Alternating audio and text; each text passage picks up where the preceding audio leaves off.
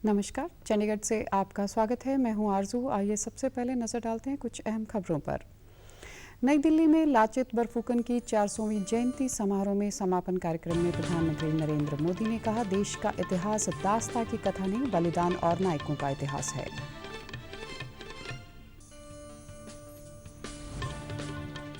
हरियाणा में तीसरे चरण के पंचायती चुनाव में पंच सरपंच पदों के लिए मतदान जारी। दोपहर 2 बजे तक 50% से ज्यादा हुआ मतदान।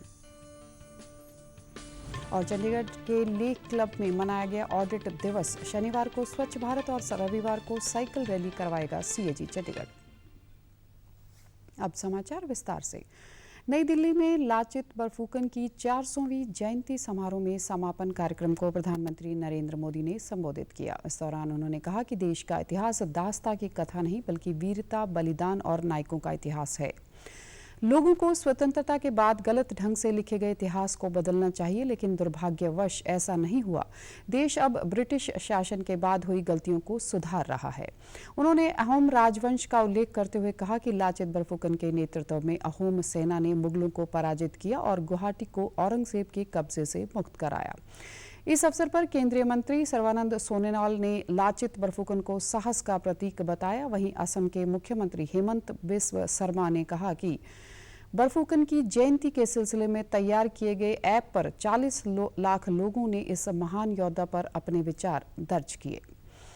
हरियाणा में प्राकृतिक खेती पर वैज्ञानिक रिसर्च पेपर तैयार किया जाएगा। हरियाणा के मुख्य सचिव संजीव कौशल ने चंडीगढ़ में प्राकृतिक खेती पर समीक्षा बैठक करते हुए अधिकारियों को निर्देश जारी किए।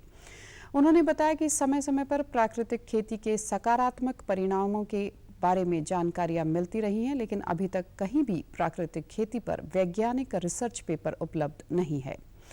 हरियाणा को इस दिशा में कदम बढ़ाने होंगे और प्राकृतिक खेती पर वैज्ञानिक रिसर्च पेपर तैयार करने होंगे। इसके लिए चौधरी चरण सिंह हरियाणा कृषि विश्वविद्यालय के कुलपति और रिसर्च निदेशक से बातचीत कर जल्द से जल्द इस कार्य को अमली जामा पहनाया जाए। मुख्य सचिव ने कहा कि प्राकृतिक खेती धीरे धीरे समय की जरूरत बनती जा रही है। प्राकृतिक खेती का उद्देश्य रसायन मुक्त कृषि, प्रकृति के अनुरूप जलवायु अनुकूल खेती को बढ़ावा देना और पर्यावरण एवं जलवायु प्रदूषण में कमी लाते हुए इस पद्धति को स्थायी आजीविका के रूप में स्थापित करना है। इसके लिए राज्य सरकार द्वारा किसानों को जागरूक और प्रशिक्षित भी किया जा रहा है। वर्तमान में कुरुक्षेत्र में गुरुकुल और करनाल में घरौंडा में 2 प्रशिक्षण केंद्रों में प्रशिक्षण प्रदान किया जा रहा है।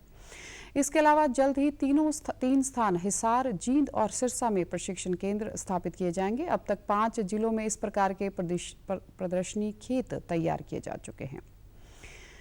प्रशासक के सलाहकार धर्मपाल ने चंडीगढ़ नगर निगम के वार्ड 28 से 35 के पार्षदों के साथ सचिवालय में बैठक कर उनकी समस्याएं सुनी और निर्देश दिए कि अवैध कब्जे किसी भी सूरत में बर्दाश्त नहीं होंगे। धर्मपाल ने अधिकारियों को सभी सरकारी भूमि का सीमांकन करने और क्षेत्रों में बाड़ लगाने के भी निर्देश दिए। उन्होंने पुलिस अधिकारियों को शहर में नशों की किसी भी गतिविधि पर कड़ी नजर रखने और नशा माफिया को कुचलने के भी निर्देश दिए।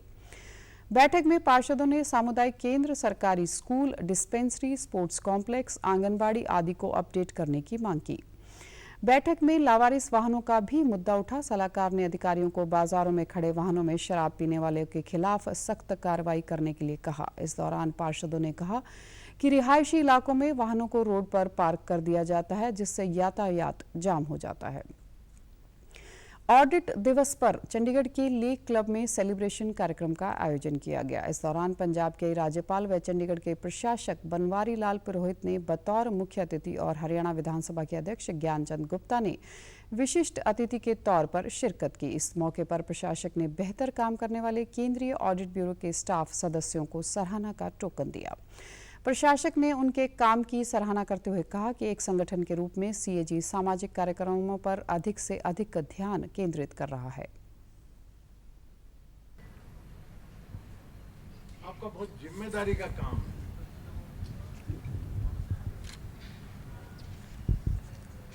असल में देखा जाए तो हमारा देश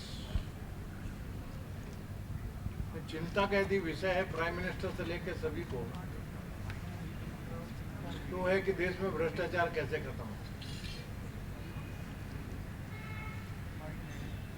और भ्रष्टाचार समाप्त करके टोटल ट्रांसपेरेंसी देश में आना है, तो उसमें आपका बहुत बड़ा रोल है। उन्होंने कहा कि सीएजी का काम बहुत जिम्मेदारी वाला है। भ्रष्टाचार कम करने पर इस विभाग का अहम रोल रहता है। कार्यक्रम के दौरान महानिदेशक सेंट्रल ऑडिट संजीव गोयल ने बताया कि 16 नवंबर 1860 को सीएजी की स्थापना की गई थी। यह दूसरी बार है जब ऑडिट दिवस मनाया जा रहा है। वीडियो भी रिलीज़ की थी, तो अब उसके बाद ये डिसाइड किया गया कि इस तरह से हम across the states all over India length and breadth पे हम लोग ऑडिट वीक सेलिब्रेट करेंगे, जिसमें वेरियस एक्टिविटीज़ करेंगे। तो दिल्ली में जैसे इसके लिए एक वकाथन हुई, नागपुर में हुए फंक्शंस, कलकत्ता में हुए, तो चंडीगढ़ में भी ऐसे, क्योंकि हमारे यहाँ 4-5 ऑफिसेज स्प्रेडेड हैं, तो हमने एक साइकिल रैली होस्ट करी है जो भी कमिंग संडे को होगी। इसके अलावा हमने एक स्वच्छ भारत अभियान रखा है सैटरडे को। इसके अलावा हमने ऑफिस में क्विज और एस्से कंपटीशन रखा है।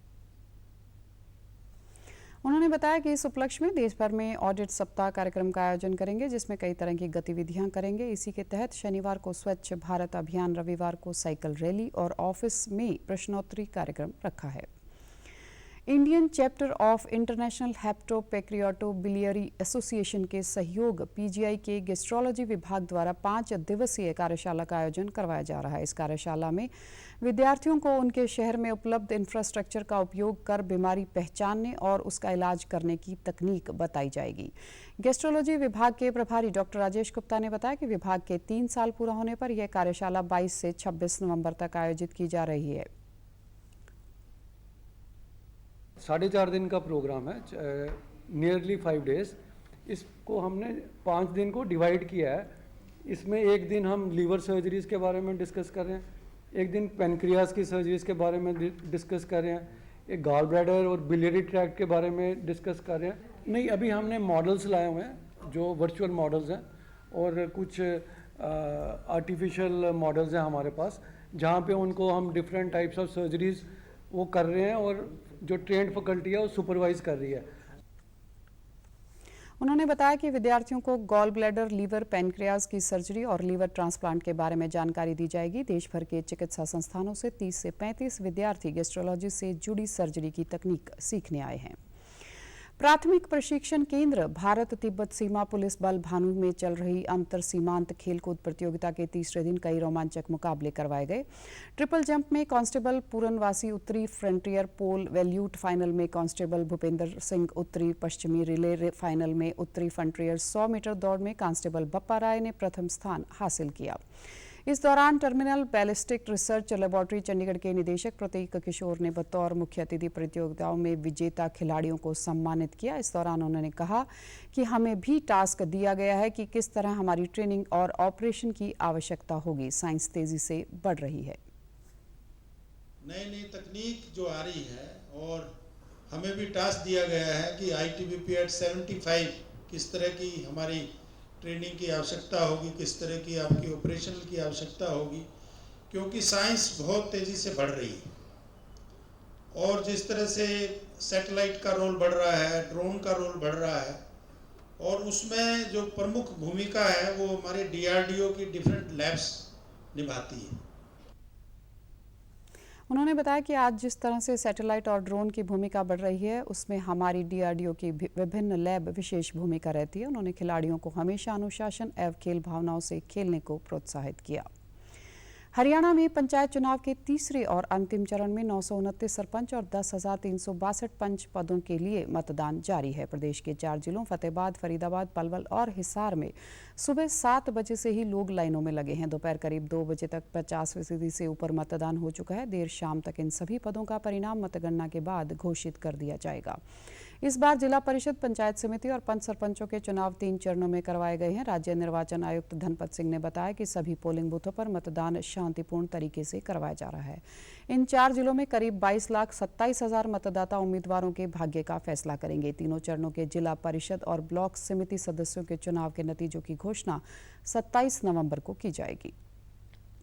पंजाब सरकार जल्द ही राज्य के बच्चों को मानक स्कूल शिक्षा दिलाना यकीनी बनाने के लिए सरकारी स्कूलों को प्रतिष्ठित स्कूलों में बदलेगी। पंजाब के शिक्षा मंत्री हरजोत सिंह बैंस ने पंजाब लोक निर्माण विभाग के अधिकारियों के साथ बैठक कर बताया कि इस दिशा में सरकार तेजी से काम कर रही है। मुख्यमंत्री भगवंत मान जल्द ही इन स्कूलों ऑफ एमिनेंस का नींव पत्थर रखेंगे। बैंस ने बताया कि योजना के पहले चरण में पंजाब में 100 प्रतिष्ठित स्कूल बनाए जा रहे हैं।